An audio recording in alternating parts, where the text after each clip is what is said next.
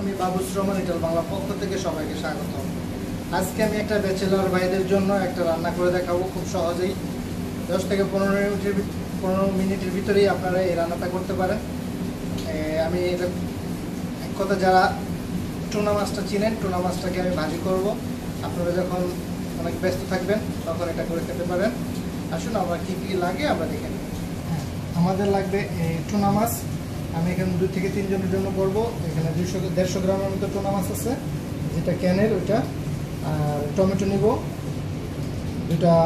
দুইটা আমাদের সাইজের টমেটো, আর কিছু পেঁয়াজ এবং কিছু মরিচ।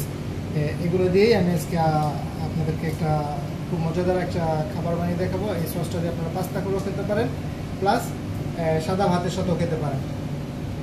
প্রথমে আমি বাসমতির এই রাইসটা সিদ্ধ করতে দিয়ে দিব। এটা সিদ্ধ সময় 10 থেকে 12 মিনিট। যেটা ভাত রান্না করেন আপনারা যে কোনো ভাতের সাথে এটা খেতে পারেন। প্রথমে আমি একটা কড়াইতে একটু অল্প করে তেল নিব, কারণ টুনা মাছটাতে অলরেডি তেল আছে। আর টুনা মাছটা যখন আপনি ইয়ে করবেন তেলটা ছাড়া নেবেন, তাহলে এটা ভালো হবে। কারণ তেল সহ বেশি এটা মুখ মেরে আনে, আপনারা খেতে অনিচ্ছা লাগে। কাঁচা মরিচটা দিয়ে দিব।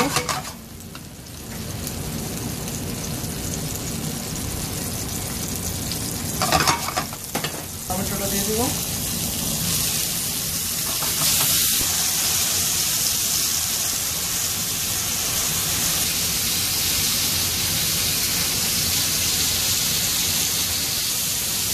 টমেটোটা 1 থেকে 2 মিনিট এরকম জাল দেওয়ার পরে পেঁয়াজটা দিয়ে দিব। এটা এইভাবে করলে এটার মজাটাই অন্যরকম। আপনারা একবার করে দেখতে পারেন, তাহলে মনে করেন পেঁয়াজের যে গ্রানটা এটা তো থাকবে বেশিক্ষণ এবং মজাটাই আলাদা। আর আপনারা যদি আগে পেঁয়াজটা দিয়ে ভেজে নেন, পেঁয়াজটার স্বাদটা এবং গ্রানটা চলে যায়, ওইটাই হবে অন্য একটা জিনিস। ঠিক 2 থেকে 3 মিনিট পরে যখন এরকম মাখা মাখা হয়ে যাবে, তখন আমি টুনাটা দিয়ে দেব।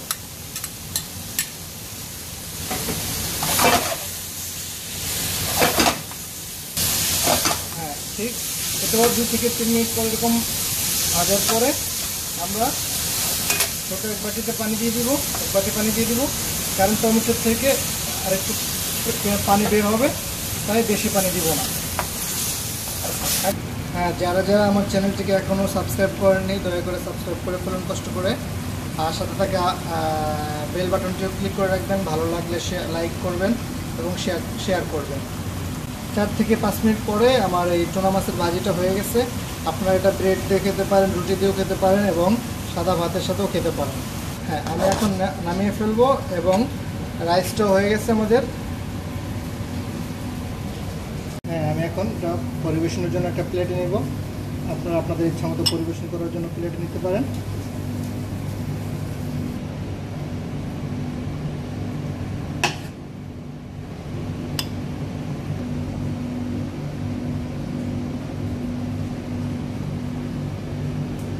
হ্যাঁ, ডেকোরেশনের জন্য একটা প্রেসলে পাতা দিয়ে দিব। এটা হয়ে গেল আমাদের বাঙালিদের পছন্দ করার একটা রেসিপি। যারা টুনা মাছটা পছন্দ করেন, বাংলাদেশে এখন পাওয়া যায়, এবং যারা বিদেশ থেকে পাঠান, অনেকেই কনফিউজড কীভাবে এটা খাবে আর কীভাবে রান্না করা হয়। তাই এটা মজা করে খেতে পারে না। একবার যে এটার স্বাদ পেয়েছে, অনেক মজার একটা খাবার। আপনারা এটা ট্রাই করবেন এবং বাসা ট্রাই করবেন এবং অবশ্যই কেমন হলো আমার কমেন্ট বক্সে জানাবেন। হ্যাঁ, হয়ে গেল আজকে আমার রেসিপি। আপনারা ভালো থাকবেন, সুস্থ থাকবেন। দেখা হবে নেক্সট ভিডিও রেসিপিতে। সেই পর্যন্ত সবাই ভালো থাকবো এবং সবাইকে ভালো কাজ করার সহযোগিতা করবো। আসসালামু আলাইকুম, বাই।